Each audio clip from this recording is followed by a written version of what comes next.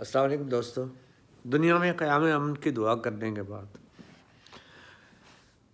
آج میرے ذہن میں ایک بات شیئر کرنا ہے۔ وہ یہ ہے کہ ایک سوال ہے، آپ بھی سوچئے اور میں تھوڑا سا سوچ کے جس نتیجے پہ پہنچا ہوں آپ کے ساتھ شیئر کرتا ہوں کہ انسانی ثقافت کا پہلا قدم کیا تھا؟ کہاں سے انسانی ثقافت شروع ہوئی؟ تو میرے ذہن میں جو بات آتی ہے وہ یہی ہے کہ یہ نام تھے، لفظ، الفاظ اور علم ان کا، اور علم ہو گیا، یہی علم تھا۔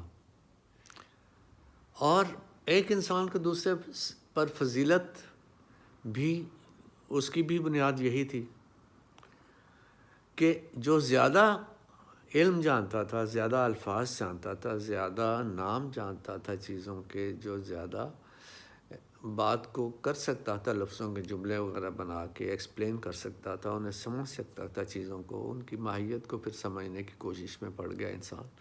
تو اس طرح سے فضیلت کے مقام بھی آ گئے، اور اس طرح سے انسان جو ہے وہ علم، ثقافت اور فضیلت کے پیمانے بنانے لگا، اور انہی کی بنیاد پر وہ ترقی کی راستے یا ارتقاء کی منزلیں انسانی ثقافت کی وہ طے کرتا گیا۔ میرے خیال میں جب تک ان لفظوں کا، ان ناموں کا، اس علم کا تقدس برقرار رہا ہے، ان میں دیانتداری کا رویہ رہا ہے، ان لفظوں کو انہی معنوں میں استعمال کیا جاتا رہا ہے جو کہ عام فہم تھے، ان میں منافقت نہیں رکھی گئی جب تک، تب تک یہ علم کو بڑھاتے رہے، انسانی قدروں کو بڑھاتے رہے، اور انسانی ثقافت کو مثبت انداز میں ترقی دینے کے راستے پر گامزن رہے۔ مجھے اپنے ایک دوست کا سٹائل یاد آ گیا ہے، حاجی صاحب ہم انہیں کہا کرتے تھے۔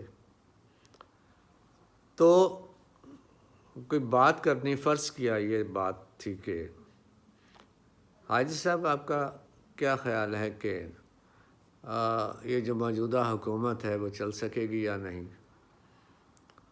تو انہوں نے جواب دیا، اس کے جواب کے بعد اس پہ بحث بھی شروع ہونے لگی، دوسرے دوستوں نے بات شروع کی، لیکن میں نے کہا کہ ٹھہر جاؤ، مجھے ذرا تسلی کر لینے دو۔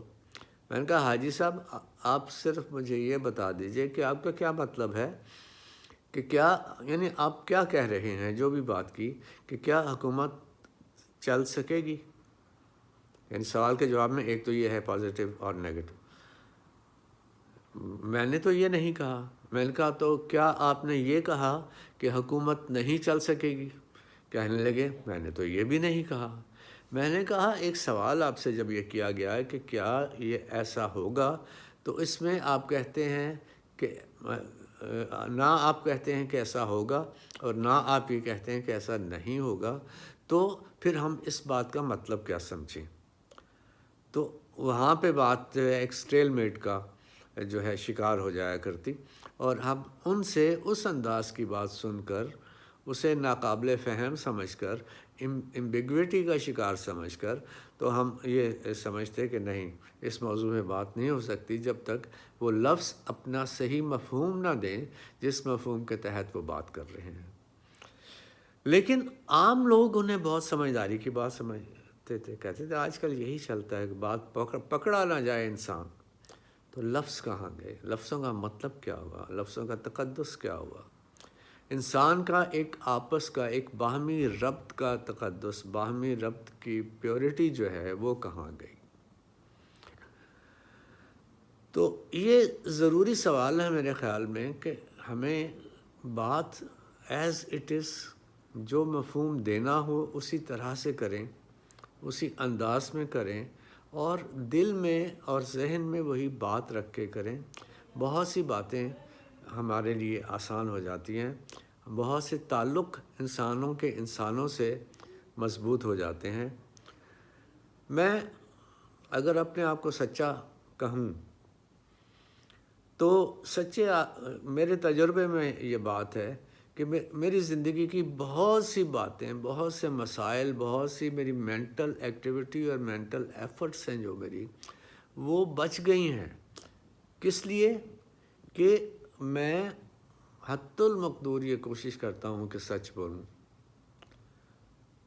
تو جو چیزیں جو میں سچ نہیں بولتا، اس کے لیے مجھے انہی مشکلات کا سامنا کرنا پڑتا ہے ہر کسی کی طرح، جو کہ غلط بات کرنے سے ہوتا ہے۔ ہوتا کیا ہے؟ ایک سچ بولی تو پریشانی نہیں کہ آپ 10 سال کے بعد ایک بات کہیں، 6 مہینے کے بعد بات کہیں، دوسرے دن بات کریں، جتنی بار بھی آپ ریپیٹ کریں گے تو ایک بات کا آپ کو پتہ ہے کہ یہ سچ ہے اور آپ کو وہی بولنا ہے، تو وہ سچ جو ہے وہ یعنی وہ ساری ایفرٹ، اچھا اس کو یہ کیا کہا تھا، ایک اس کو کیا کہا تھا، تو اب اس نے دوبارہ جب وہی بات کہی یا پوچھی تو مجھے یہ سوچنا پڑے گا، اگر میں نے کسی سے کہا تھا کہ اس کے ساتھ کیا جھوٹ بولا تھا میں نے، تو یہ ساری ایفرٹ جو ہے یا وہ شرمندگی جو ایک بار ایک ہی شخص سے جھوٹ بولا ہے تو دوسری بار وہی میں نے جھوٹ کسی اور انداز میں بول دیا ہے، تو وہ ساری گڑبڑ، وہ عزت وغیرہ کا مسئلہ یا سچائی کا مسئلہ